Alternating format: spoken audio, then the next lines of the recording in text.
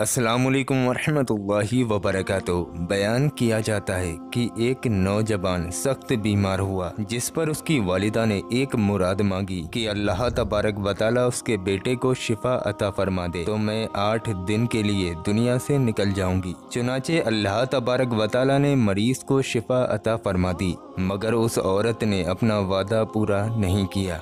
उसके बाद उस औरत ने ख्वाब में एक बुजुर्ग को देखा कि वो बुजुर्ग फरमा रहे हैं कि ए अल्लाह की बंदी, तू अपना वादा पूरा कर। सुबह हुई तो उस औरत ने अपने लड़के को बुलाकर पूरा वाक़या बयान किया और उसने कहा, कब्रिस्तान में एक कब्र खोद कर मुझे उसमें दफन कर दो। लड़के ने अपनी वालिदा के हुक्म की तामील की और उसे जिंदा ही दफन कर दिया। उस औरत ने कब्र में दुआ की, ए मेरे परवरदिगार, मैंने अपने वादे के मुताबिक अपना वादा पूरा किया, अब तू मुझे कब्र की आफतों से महफूज रख। इतने में वो औरत देखती है, उसके सिर की तरफ एक रोशनदान है। औरत ने उस रोशनदान में झांका तो उसमें से एक बाग नजर आया और उस बाग में 2 औरतें नजर आईं, जिन्होंने उस औरत को आवाज़ दी, ए बीबी, हमारे पास चली आओ। खुदा की कुदरत से रोशनदान खुल गया, जिससे वो औरत निकलकर बगीचे में उन 2 औरतों के पास जा पहुंची। उसने देखा बाग में पाकीज़ा घोड़े हैं,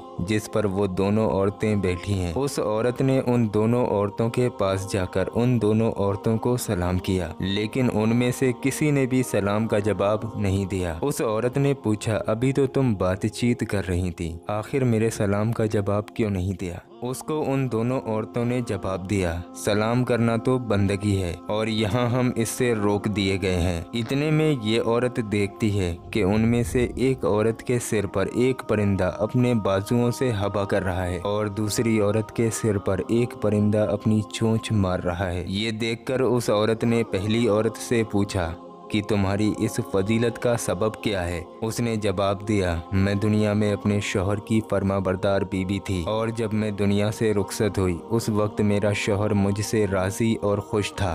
बस इसी के वसीले से अल्लाह तबारक व तआला ने मुझे इस नेमत से नवाजा है। फिर उसने दूसरी औरत से मालूम किया कि ए बीबी, आखिर तुम्हारी इस सज़ा की वजह क्या है? तो उसने जवाब दिया, मैं थी तो नेक औरत, लेकिन अपने शौहर की फर्माबरदारी नहीं करती थी और जब मैं दुनिया से रुखसत हुई तो मेरा शौहर मुझसे नाराज़ और नाखुश था। लिहाजा मेरे नेक होने की वजह से अल्लाह तबारक व तआला ने मुझे ये बाग अता फरमाए, लेकिन शौहर की नाफरमानी करने की वजह से आज मैं इस अजाब में मुब्तला हूँ। लिहाजा मैं तुमसे दरख्वास्त करती हूँ, जब तुम दुनिया में वापस जाओ तो मेरे शौहर से मेरी सिफारिश करना, उम्मीद है वो मुझे माफ़ करे और राज़ी हो। इसी तरह उस औरत के उस बाग में 8 दिन गुजर गए। 8वें दिन उन 2 औरतों ने कहा, अब तुम अपनी कब्र में चली जाओ, तुम्हारा लड़का आया हुआ है। इस बात को सुनकर उस औरत ने अपनी कब्र में आकर देखा तो मालूम हुआ उसका लड़का कब्र खोद रहा है। फिर वो लड़का अपनी वालिदा को लेकर घर पहुंचा तो पूरे इलाके में ये मशहूर हो गया कि फला औरत अपना वादा पूरा करके कब्र से निकल कर आई है।